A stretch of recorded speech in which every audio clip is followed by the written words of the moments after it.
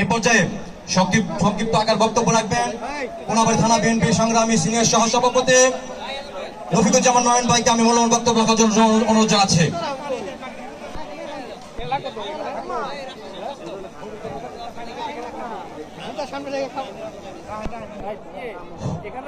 বিসমিল্লাহির রহমানির রহিম।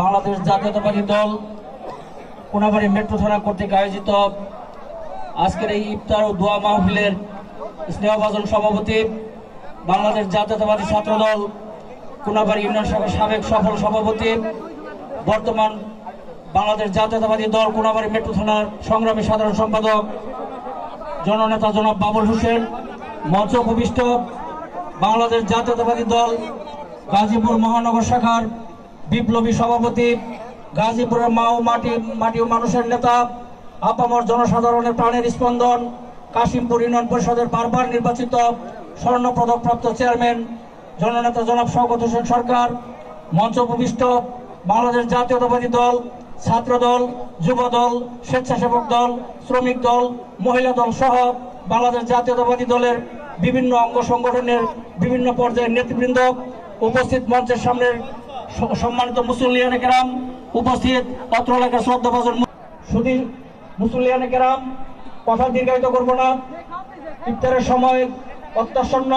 এই কারণে আপনারা যারা বাংলাদেশি জাতীয়তাবাদী বিশ্বাস করেন, ইসলামী মূল্যবোধে বিশ্বাস করেন, সকলকে আমাদের দেশনেত্রী বেগম খালেদা জিয়ার আস্থাভাজন এবং জিয়া পরিবারের একান্ত সহচর বাংলাদেশ জাতীয়তাবাদী দল গাজীপুর মহানগর শাখার সংগ্রামী সভাপতি জননেতা শওকত হোসেন সরকার বেগম খালেদা জিয়ার হাতকে শক্তিশালী করার উদাত্ত আহ্বান জানিয়ে আমি আমার কথা শেষ করছি। খোদা হাফেজ। বাংলাদেশ জিন্দাবাদ। শহীদ রাষ্ট্রপতি জিয়াউর রহমান আমার হোক। তারুণ্যের প্রতীক তারেক রহমান জিন্দাবাদ। সবাইকে ধন্যবাদ। আসসালামু আলাইকুম।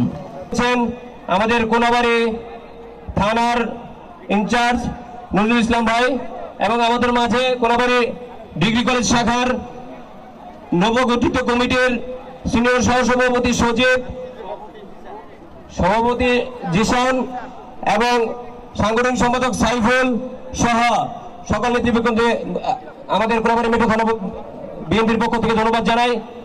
সবচেয়ে একটি কথা না বললে চলে না, আমাদের আপ্যায়ন ও শৃঙ্খলা কমিটিতে যারা রয়েছেন তাদের অত্যন্ত পরিশ্রমে এই অনুষ্ঠানটি সুন্দর হতে যাচ্ছে, তাদেরকে আমি আন্তরিকভাবে ধন্যবাদ জানাই।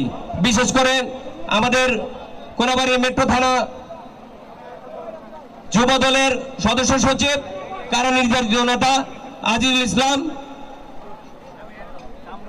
মহানগরের আহ্বায়ক সদস্য আমজাদ হোসেন জুয়েল, মহানগরের আহ্বায়ক সদস্য নাজমুল আলম, আমাদের থানা বিএনপির যুগ্ম সম্পাদক রিয়াদ, আমাদের মাঝে শৃঙ্খলা কমিটিতে আছেন রুবেল, রিফাত, সালিম, রাজু, সুজন, পিয়াস সহ আরো অনেকেই যাদের 101 জন আপ্যায়ন ও শৃঙ্খলা কমিটিতে আমাদের সাথে পরিশ্রম করছেন, তাদেরকে সবাই আমি এই আপ্যায়ন ও শৃঙ্খলা কমিটির আহ্বায়ক এবং সদস্য সচিব মিয়া মোহাম্মদ ফরাদের পক্ষ থেকে এই 101 জন আপ্যায়ন ও শৃঙ্খলা কমিটির সবাইকে ধন্যবাদ জানাই। বিশেষ করে আমি ধন্যবাদ জানাতে চাই আমাদের থানা বিএনপির সাংগঠনিক সম্পাদক আনোয়ার হোসেন আনো, যে প্রথম থেকে এই শৃঙ্খলা কমিটির সাথে পরিশ্রম করে যাচ্ছেন। প্রিয়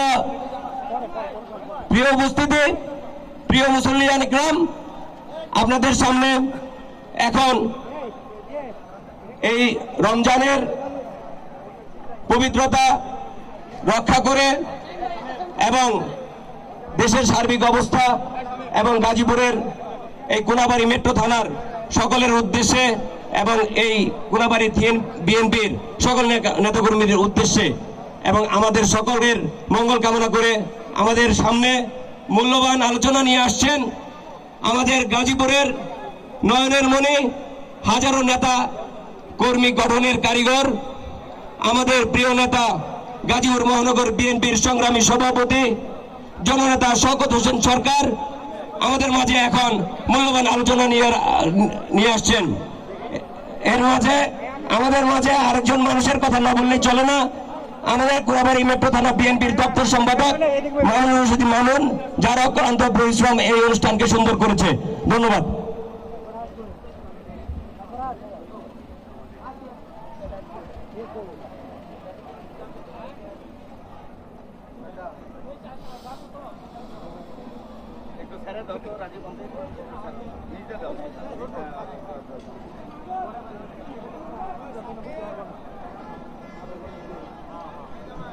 আউযু বিল্লাহি মিনাশ শাইতানির রাজিম।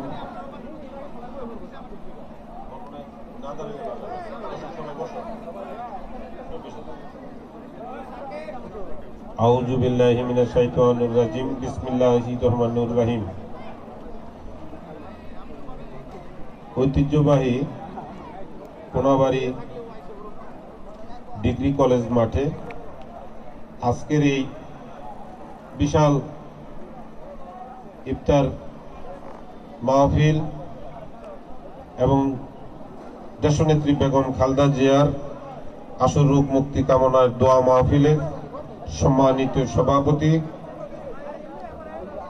এই কোনাবাড়ি থানা বিএনপির সংগ্রামী সাধারণ সম্পাদক জনাব বাবুল হোসেন, উপস্থিত আছেন এই কোনাবাড়ি ডিগ্রি কলেজের ভারপ্রাপ্ত প্রিন্সিপাল জনাব আফজাল হোসেন, উপস্থিত আছেন আমাদের কোনাবাড়ি থানা অফিসার ইনচার্জ জনাব নজরুল ইসলাম সাহেব। আমি সকলের নাম বলতে গেলে অনেক সময় লাগবে। আমি আমার প্রিয় নেতাকর্মীদের সহ এই মঞ্চে যারা আছেন সকলের নাম একাধিকবার বলা হয়েছে, সেই জন্য আমি বলতে চাচ্ছি না বলে আমি দুঃখিত। আমি মূল বক্তব্যে দু চারটি কথা বলতে চাই। আজকে এই যে ইফতার মাহফিল, এই ইফতার মাহফিলের যে ধরন, যে ব্যবস্থাপনার নির্দেশনা, এটি হলো আমার দলের ভারপ্রাপ্ত চেয়ারম্যান জনাব তারেক রহমান সাহেবের নির্দেশে সারা বাংলাদেশে এমনিভাবে এই ওয়ার্ডে ওয়ার্ডে, গ্রামে গ্রামে, এই মহল্লায় মহল্লায় সকল মানুষকে সম্পৃক্ত করে গণ ইফতারের আয়োজনের কথা তিনি নির্দেশ দিয়েছেন। সেই ধারাবাহিকতায় আমরা গাজীপুর মহানগরের প্রতিটি ওয়ার্ডে ওয়ার্ডে এমনিভাবে ইফতার করে যাচ্ছি এবং 30 রমজান পর্যন্ত আমাদের এই ইফতার চলবে। আজকে কোনাবাড়ি এই সুন্দর আয়োজনে উপস্থিত সকল দল মত নির্বিশেষে যারা উপস্থিত হয়েছেন, সকল পেশার লোকজন, আমি সকলের অংশগ্রহণে আমি মনে করি এই সুন্দর আয়োজন সফল এবং সার্থক হতে যাচ্ছে।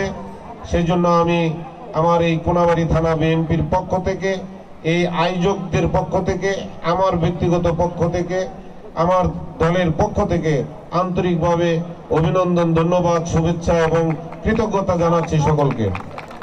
প্রিয় ভাইয়েরা, আপনারা সকলেই অবগত আছেন, গত যে ফ্যাসিস্ট সরকার, যে স্বৈরাচার সরকার এই দেশ চালিয়েছেন, তখন আমার নেত্রী, দেশ নেত্রী বেগম খালেদা জিয়া এবং এই জিয়া পরিবারের উপরে সবচাইতে বেশি নির্যাতন চালিয়েছেন সেই ফ্যাসিস্ট শেখ হাসিনা। আপনারা জানেন, আমার নেত্রীকে জোরপূর্বক বাড়ি থেকে টেনে হেসড়ে নামিয়ে দেওয়া হয়েছে।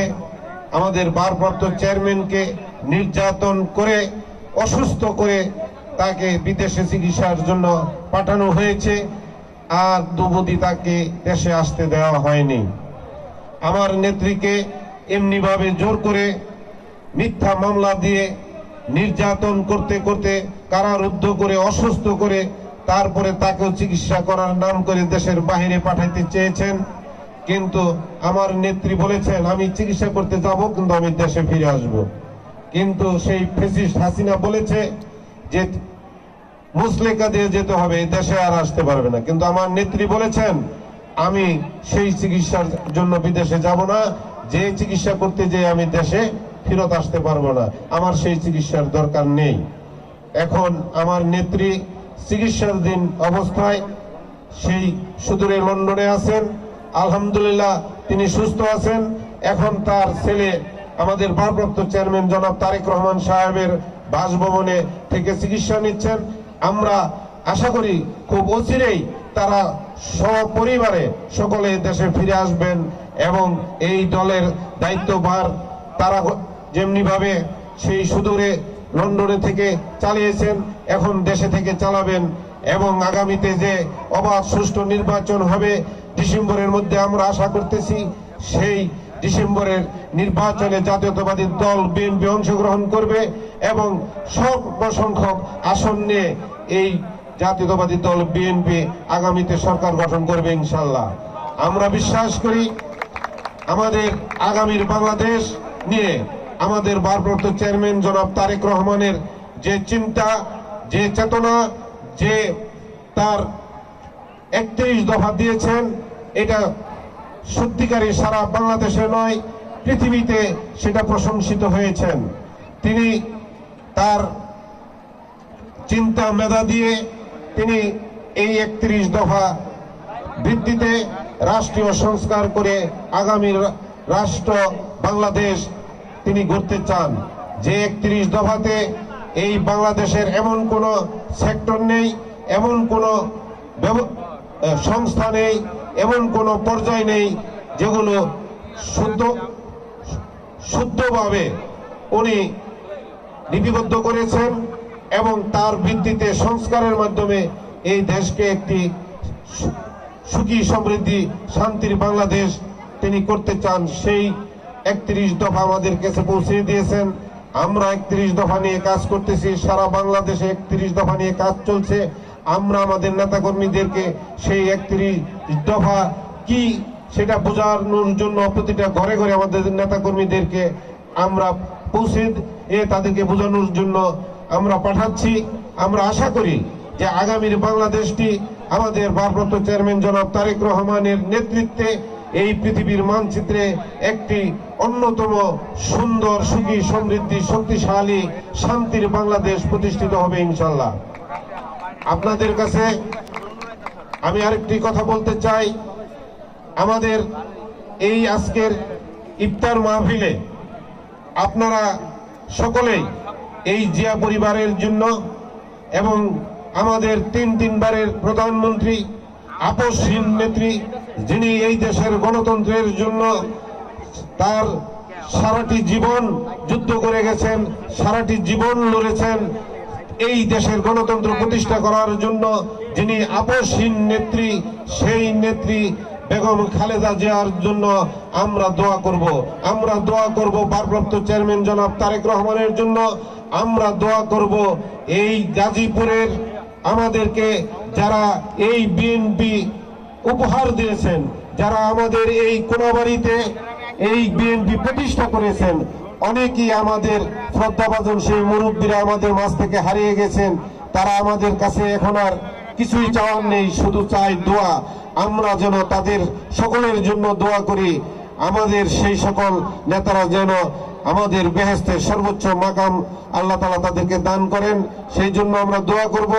দোয়া করব আমাদের এই দলের সকল নেতাকর্মীদের জন্য, দোয়া করব এই যে জুলাই আগস্টের যে আন্দোলনে আমাদের ছাত্র জনতা এখানে যে আত্মহুতি দিয়েছেন, প্রাণ দিয়েছেন, রক্ত দিয়েছেন, যারা শহীদ হয়েছেন তাদের জন্য আমরা দোয়া করব। যারা অসুস্থ আছেন, পঙ্গুত্ব বরণ করেছেন, তারা যেন দ্রুত সুস্থ হয়ে যান, সেই জন্য দোয়া করব। আমরা দোয়া করব সর্বোপরি এই দেশের জন্য, যেন আমাদের এই বাংলাদেশ আগামী বাংলাদেশ হয় একটি শান্তির বাংলাদেশ। সেই আহ্বান রেখে সকলের প্রতি আমার দোয়া চেয়ে, সকলের কাছে আমার সালাম পৌঁছে দিয়ে এবং সকলের দীর্ঘায়ু কামনা করে, মঙ্গল কামনা করে আমি আমার আলোচনা এখানেই শেষ করছি।